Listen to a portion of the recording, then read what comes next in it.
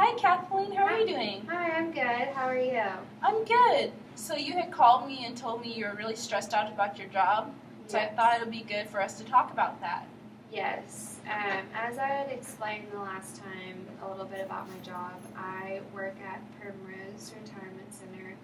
I'm a nurse assistant there, and just recently we got a new director of nursing, and so it's just been really stressful because we are currently understaffed, and so it's just been really hard because when I go into work, I'm having to overwork myself because trying to meet those people's daily needs it's just been really difficult, and it's hard juggling that with school as well. So just it gets to the point where it's just kind of exhausting at times.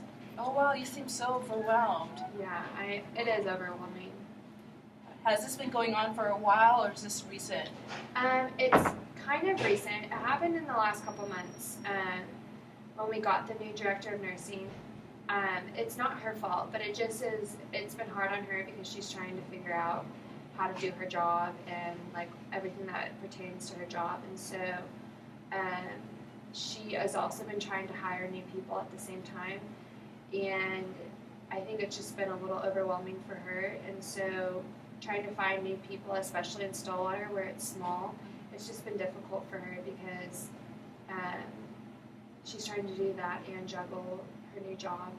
And so right now we are understaffed until she finds new people. So it's just been something that's recent in about the last couple months. Okay, so you were telling me you're having to do extra work. So what exactly are you having to do? Well, when I come in, I get there on Monday and Wednesdays at 6 a.m. and I work 2 floors, and it's about 40 residents that I'm caring for. And a lot of them are very independent, but then there are some residents who need your assistance of getting up and getting dressed and waking them up and helping them use the bathroom, brushing their teeth, combing their hair, getting clothes on them, making their beds, and just getting them ready for breakfast and everything.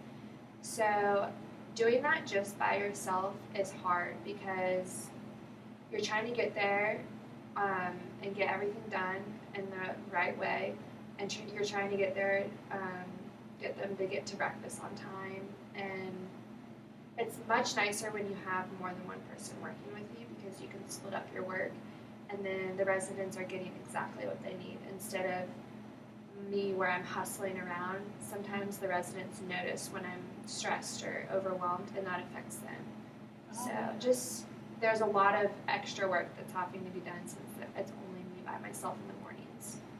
Wow, that sounds so exhausting. It is exhausting, and it's rewarding though at the same time because you'll have people who notice how hard you're working, and then they'll say something to you like, "I'm so thankful that you work here," and things like that. And that when I'm overwhelmed and stressed, that helps me get through the rest of the morning because people notice your hard work. Yeah, that sounds like a pick-me-up, just someone noticing all your hard work. Yeah, and it's hard not to love my job because elderly people they have the biggest hearts and are so sweet, and I think most of the time they feel bad because I'm here having to meet their daily needs and do things for them when they wish they could help in some way. And so I think that's another part that's emotional for me is a lot of people feel so they have lost their independence, and so I'm having to not only help them every morning, but then you have to give them advice and kind words and stuff, and so you have to, that's the emotional factor in their relationship. So you have them that are not very independent and they're emotional, so it's just those two combined, then it just gets very difficult for me. So is it emotionally exhausting for you to try to help others with their emotional needs? Yeah, that's exhausting, and it's also emotionally exhausting when you get attached to someone and you can notice that they're slowly, their final days are slowly coming. That's the other emotional part, is because you'll form those relationships with people very easily because they are so dependent on you that it comes natural, the relationships do. And so that's the other emotional part, is when you get attached to someone and then their final days are coming and you know that, and you have to try and be strong for them, but then also they're going to want to talk to you all the time and have questions about death, and those are hard answers you don't really know the answer to. So Yes, I imagine that can be very difficult. yeah, it is difficult, especially because when it comes to death, no one knows the answers for those types of things, and so they're searching for those answers, and they're coming to you asking, when am I going to die, or I want it to be my final day, like why is it not my final day? And you have to emotionally find yourself the right answer and what's like the best answer for them, because they're already breaking down, so it's just trying to find the best answer for them is very difficult too. Yes, so basically you're telling your job's very rewarding, but sometimes it can be very exhausting and overwhelming. Yes. Because your hours, you're usually by yourself. Yes, and that I wish it. I just hope that in the future that she's getting things together and that she will start hiring some people, because it'll be nice to not feel that way as much. Well, I'm so glad we got to talk. So basically we were talking about how stressful your job is because you're the only one on your floor.